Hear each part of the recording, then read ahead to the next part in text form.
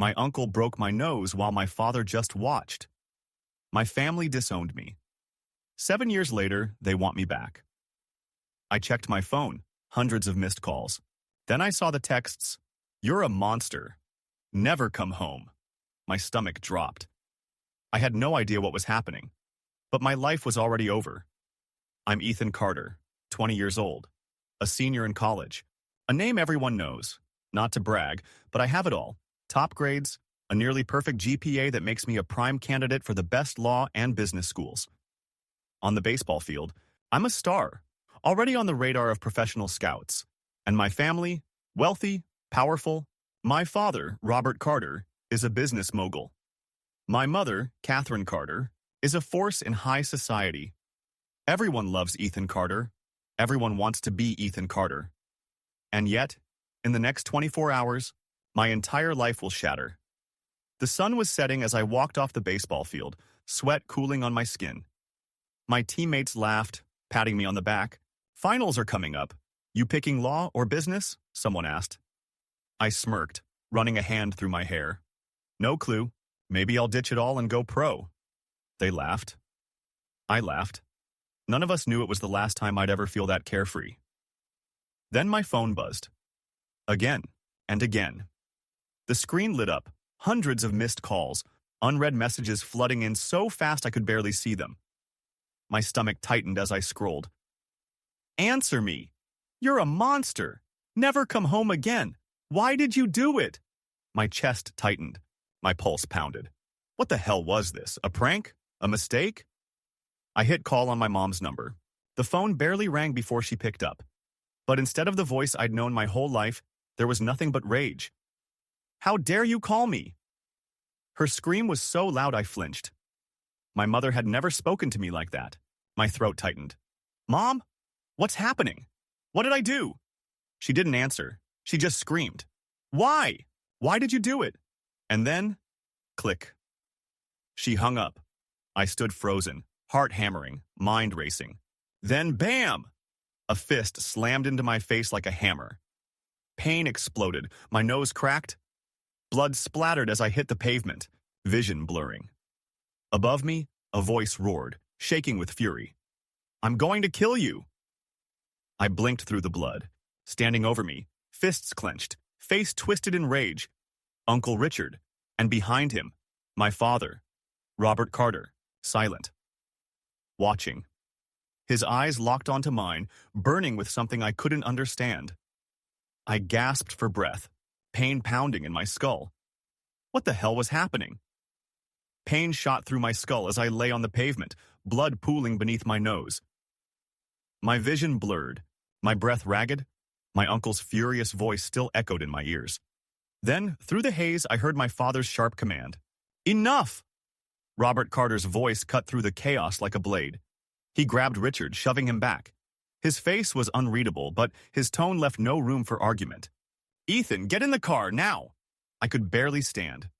My legs wobbled as I forced myself up, blood dripping onto my shirt. My heart was pounding, my mind racing with questions, but no one gave me answers. I stumbled into the back seat, the car door slamming shut behind me. The drive home was silent, the air suffocating. I didn't dare ask anything. I wasn't sure I wanted to know.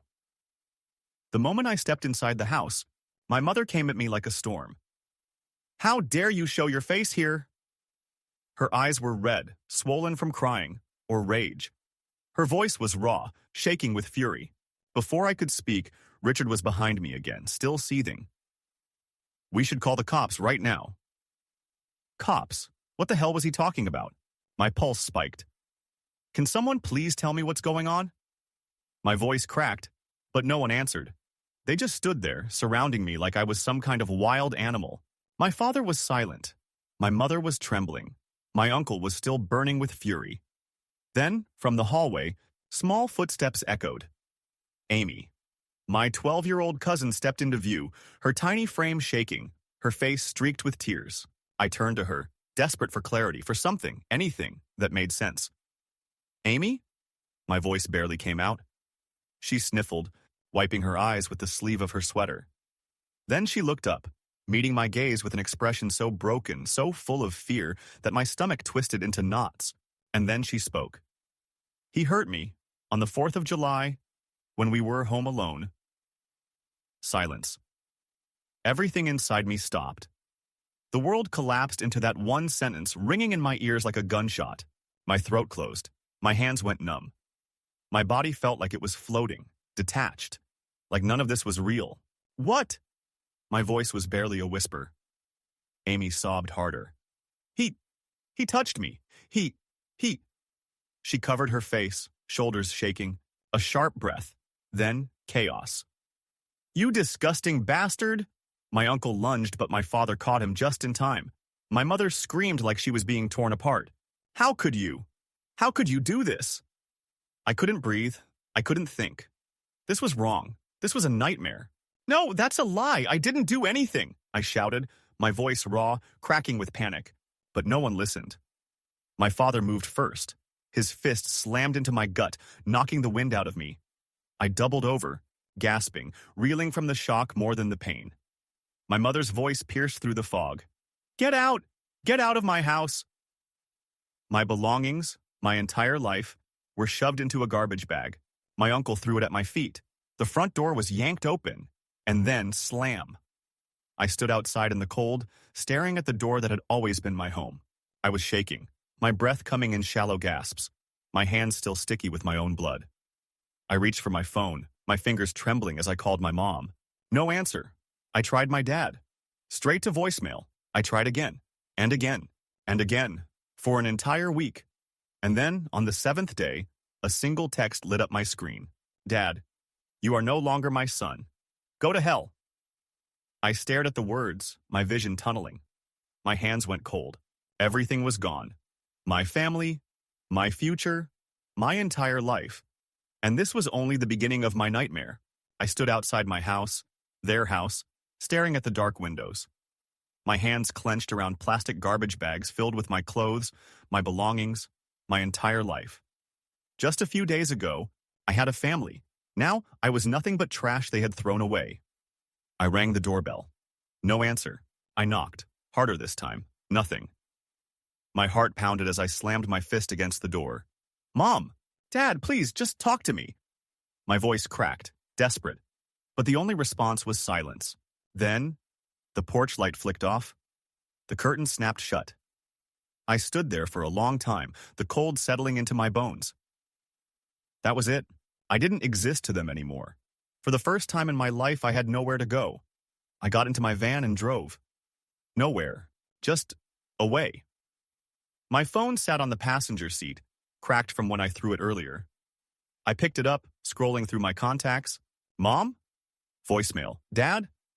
Voicemail. Uncle Richard? Blocked. I kept going. Friends, teammates, professors. One by one, I called. One by one, they ignored me. Nobody believed me. Nobody even cared enough to hear me out. That night, I parked in an empty lot and curled up in the back seat. The cold was unbearable. My stomach ached from hunger, but I didn't have money for food. I pulled a thin hoodie over myself and tried to sleep. I had never felt this kind of emptiness before. This wasn't just losing a home. This was losing everything. Morning came with no solutions. I still had school. I still had baseball. Maybe if I just kept going, I could fix this. I checked my student portal, praying that at least one thing in my life was still intact. Account balance. $0, 0 cents. My heart dropped. My tuition, my entire education, had been cut off. My father had pulled the funding overnight. Before I could even process it, my phone rang. I snatched it up, praying it was my mom. Instead, it was the financial aid office. Mr. Carter, your tuition hasn't been paid. If you don't settle the balance within 2 weeks, you'll be unenrolled. I just need time. My family. My voice cracked. I'm sorry, the woman said, her tone cold. Without payment, you won't be able to continue your education. I hung up, my hands shaking. I tried applying for loans, but I had no co-signer, no stable income. I reached out to old friends, my coach, even professors. No one responded. No tuition meant no classes. No classes meant no baseball. My last hope. Gone. I showed up to practice anyway, hoping maybe, just maybe, Coach would let me stay on, but rules were rules. No tuition, no eligibility. I wasn't just off the team. I was erased from it. My locker was emptied. My name was gone from the roster. Days blurred together. Mornings were spent in class pretending everything was fine. Nights were spent scrubbing dishes at a restaurant, the grease and steam clinging to my clothes. The pay wasn't enough. Some nights, I'd go to sleep hungry, my stomach twisting in pain. My van became my home. In the winter, I shivered beneath a thin blanket, my breath fogging in the air. Some nights, I thought I might freeze to death in my sleep. In the summer, the heat was unbearable, sweat soaking through my clothes, dehydration making my vision blur. I looked up at the stars through my windshield and thought about how 7 months ago, I had everything. Now, I had nothing. 2 years passed. No school, no baseball, no future. I took whatever jobs I could, warehouse work, delivery shifts, backbreaking labor for barely enough to survive. My body ached.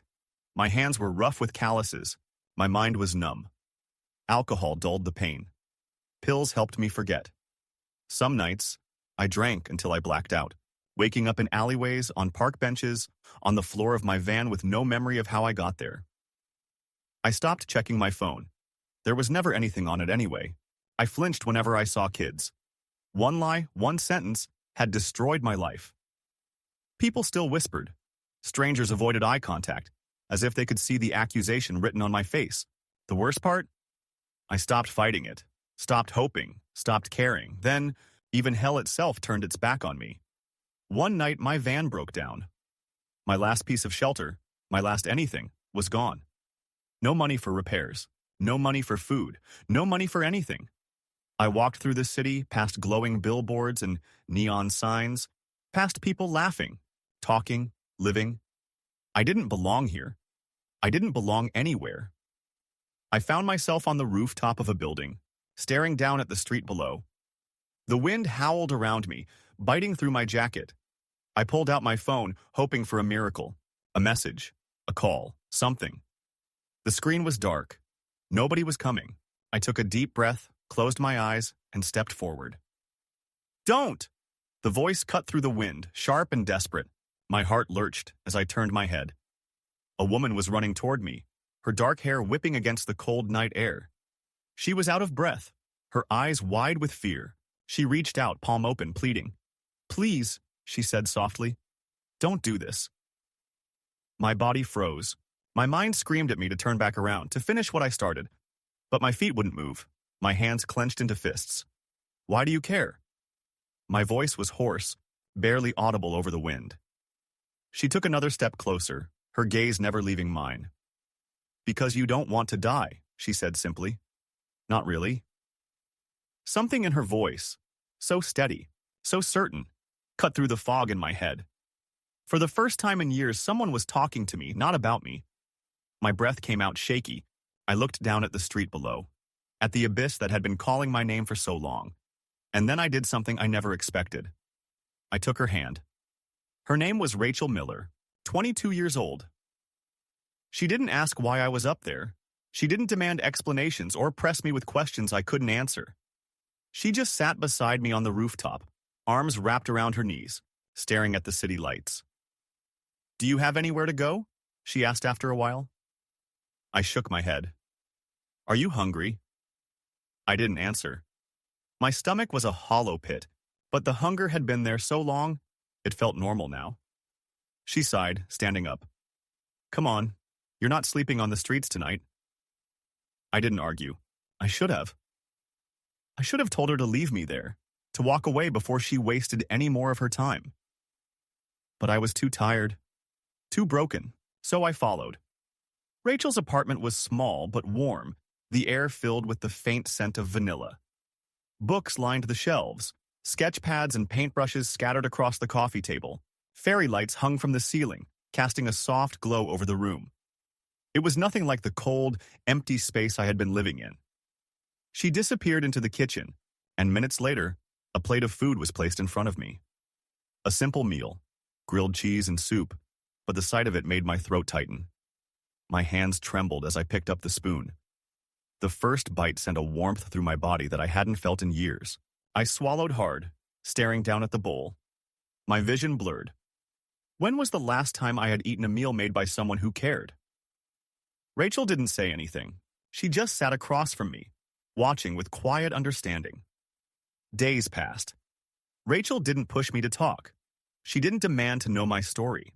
She simply let me exist, let me breathe. She helped me find a job at her father's company, a simple warehouse position, but it was something. She took me to therapy, sat with me in the waiting room without saying a word. She helped me detox, got me through the withdrawal shakes and the sleepless nights. And for the first time in 2 years, I started to feel human. I wasn't fixed. The scars were still there, buried under my skin, poisoning my thoughts. I still woke up some nights gasping for air, heart racing from nightmares I couldn't escape. But Rachel was there, steady and unwavering. She gave me what I had been missing since the moment my world collapsed. Someone who cared, but I didn't deserve it. 3 weeks later, I told her I was leaving. I should go, I muttered, avoiding her gaze. I can't stay here forever. Rachel set her coffee mug down, studying me. Why not? I clenched my jaw. Because I don't belong here. I don't belong anywhere. She didn't argue, didn't try to convince me otherwise. She just tilted her head and asked, "Why are you so angry that I'm helping you?" My control snapped. Because I don't deserve it. The words ripped from my throat before I could stop them. I'm nothing. I have nothing. Why the hell are you being nice to me? Rachel didn't flinch. She didn't back away. She just looked at me, her voice quiet but firm. Because someone needs to save you from yourself. Something inside me shattered. I broke. Right there, in the middle of her kitchen, I broke. The weight of everything I had lost, everything I had been forced to endure, came crashing down on me. My knees buckled, my hands gripped the counter, and before I could stop it, before I could shove it all down like I had for years, I started to cry. For the first time since my life was stolen from me, I let it all out. And Rachel? She didn't say a word. She just stayed beside me. And for the first time in forever, I wasn't alone. Time passed. Slowly, steadily, I rebuilt my life. I worked at John Miller's company, climbed out of the pit of addiction, and committed to therapy. I learned to control my anger, to stop flinching when I heard a child's voice, to accept that the past couldn't be erased. But maybe, just maybe, I could move forward. Rachel and I became inseparable. She understood me in ways no one else ever had. We never spoke about what happened that night on the rooftop, but we both knew it had changed everything. She had saved me, and now she was my anchor. But even in the warmth of this new life, something inside me whispered that the past wasn't finished with me yet. One evening, Rachel approached me with an invitation. "My dad's birthday party is this weekend," she said. "I want you to come." I hesitated. Crowds weren't my thing. "Rachel, I don't know." She stepped closer, taking my hand. "Don't go for them," she said softly. "Go for you." Her eyes held a quiet determination that I could never argue with. So I agreed. I had no idea that this night would change everything. The Miller estate was massive, elegant, filled with well-dressed guests and soft laughter. Rachel's family and friends welcomed me with open arms, but I still felt out of place, a stranger in a life that wasn't meant for me. Then the questions started. "So, Ethan, where are you from? What did you do before working for John? Your family must be so proud of you." Each word chipped away at the wall I had built around myself. I forced smiles, gave vague answers, but the weight of their curiosity pressed down on me. Then someone, an older uncle, maybe, asked the one question I couldn't dodge. "Why don't you ever talk about your family?" The room went silent.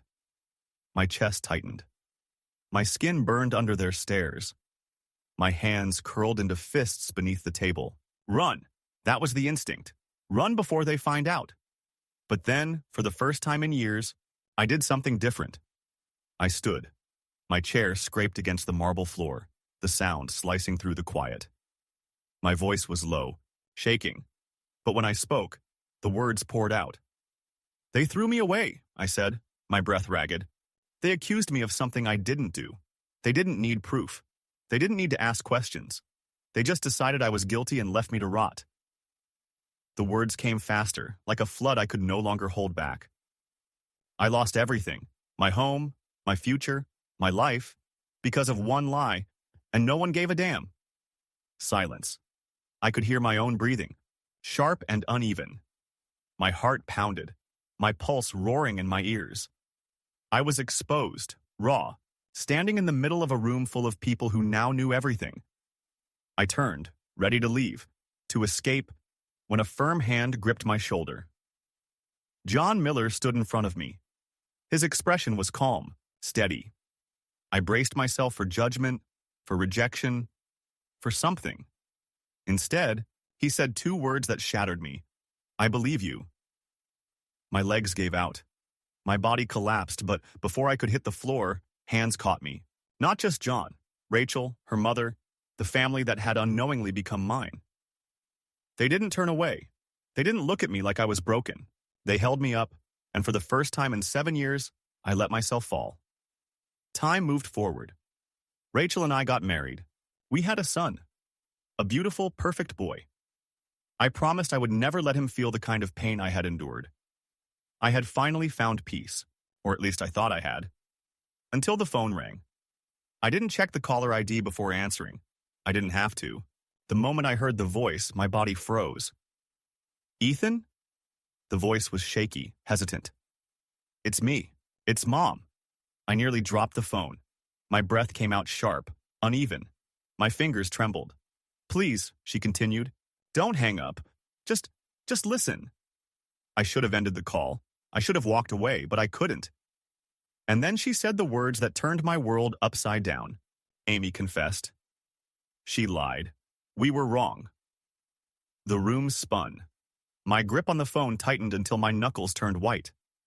A hollow, bitter laugh escaped my throat. 7 years. 7 years of pain, of hell, and only now, they realized the truth? Messages flooded my phone, text after text. Please talk to us. We need to fix this. We miss you. Can we see you? I stared at the screen. My heart pounded. My mind screamed. Number. They didn't get to fix this with a few words.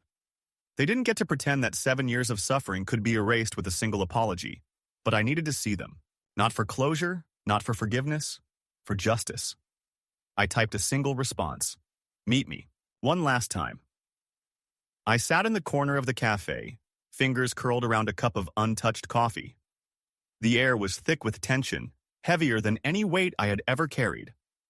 Across from me, Rachel sat still, her presence grounding me. She didn't speak, didn't try to tell me what to do. She just stayed. Then, the door opened. They walked in. My parents. They looked older. The years had not been kind to them. My father's shoulders weren't as straight as I remembered. My mother's once pristine appearance was now worn, her eyes sunken, haunted. They saw me and rushed forward. Arms outstretched, mouths already forming apologies. Rachel stepped in front of me. No. Her voice was calm but firm, like an unshakable wall between me and them. You don't get to hug him. Sit down. Talk. The room seemed to shrink as they hesitated, then slowly took their seats. My mother's eyes were wet with unshed tears.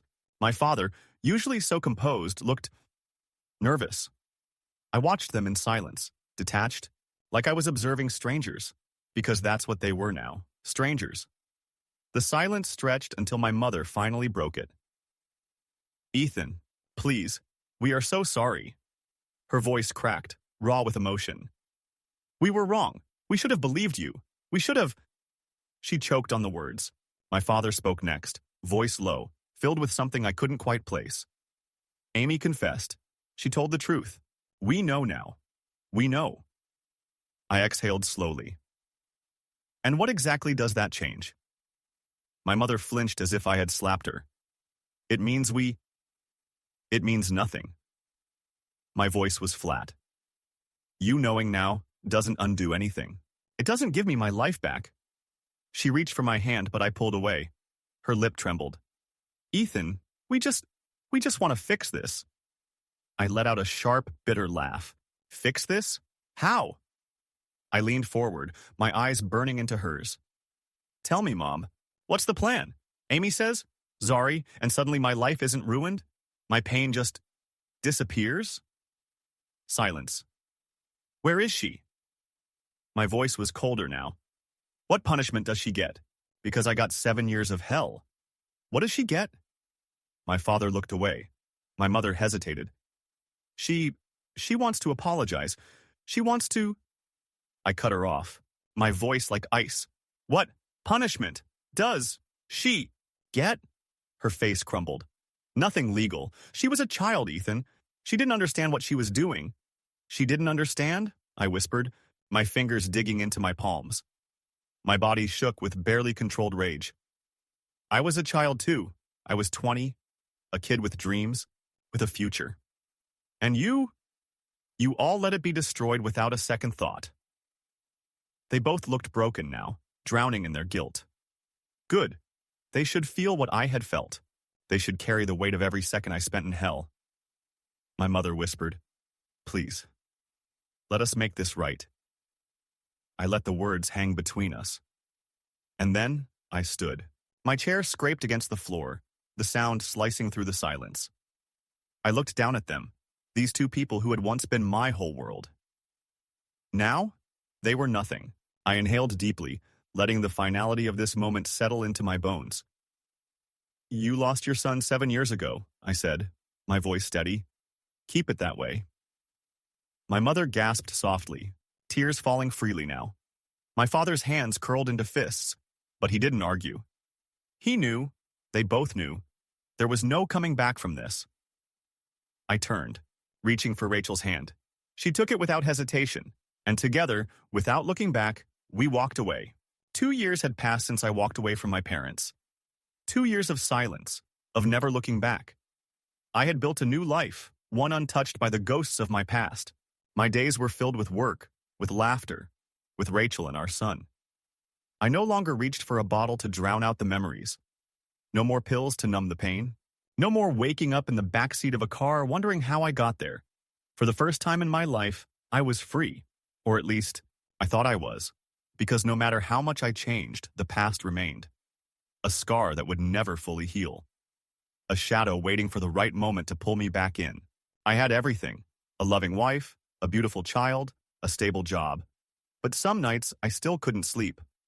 I would stand by the window, staring into the dark, the weight of old wounds pressing down on my chest. Every time I looked at my son, a thought gnawed at the back of my mind. What if someone did to him what Amy did to me? The question haunted me. If the world could turn against me so easily, what was stopping it from doing the same to him? Rachel saw it. She saw the way I would zone out, lost in thoughts I refused to share. The way I flinched at certain names, certain memories. The way I woke up gasping, drenched in sweat, my past bleeding into my dreams. But she never asked, because she knew if I wasn't ready to talk, no amount of asking would make a difference. Then the nightmares started. They weren't like before, where I relived the worst moments of my life. These were different. My mother, sitting across from me, crying. My father standing in the shadows, his face heavy with guilt. And Amy. Amy was always there. You won't even talk to me? She whispered. You won't forgive me? Her voice echoed in my skull, following me even after I woke up. I tried to shake it off, to push it away, but the more I ignored it, the stronger it became. And then, one morning, it happened. My phone buzzed. I reached for it absent-mindedly, until I saw the name. Amy Carter. My chest tightened. My hand clenched around the phone, my thumb hovering over the screen.